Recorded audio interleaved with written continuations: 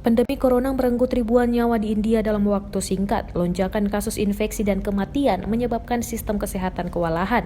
Begitu juga dengan kamar penyimpanan mayat. Sebuah video viral menampilkan bagaimana kewalahannya penyimpanan jasad di distrik Ballari di Karnataka, India.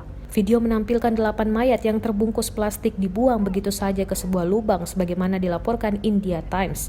Tidak ada keterangan, namun diduga 8 mayat itu merupakan korban COVID-19 sebab orang-orang yang membuangnya menggunakan baju hazmat.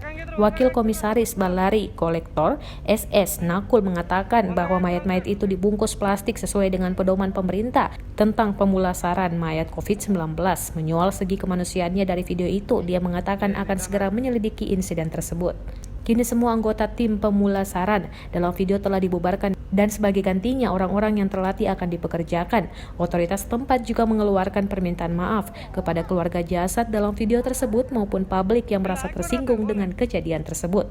Ketua Menteri BS Yedi Yurappa menyebut perilaku staf pemulasaran itu tidak manusiawi dan menyakitkan. Dia mengimbau agar staf yang bekerja untuk menangani jasad ini untuk hati-hati dan berempati saat bertugas. Hampir 17.000 orang di India telah terbunuh oleh virus corona. Ini merupakan situasi yang sulit baik bagi pemerintah, medis hingga warga India. Namun beban petugas medis sangat berat, merawat pasien COVID-19 hingga mengurus jenazah bila ada yang meninggal. Mereka juga harus bersikap sopan dengan jenazah-jenazah tersebut.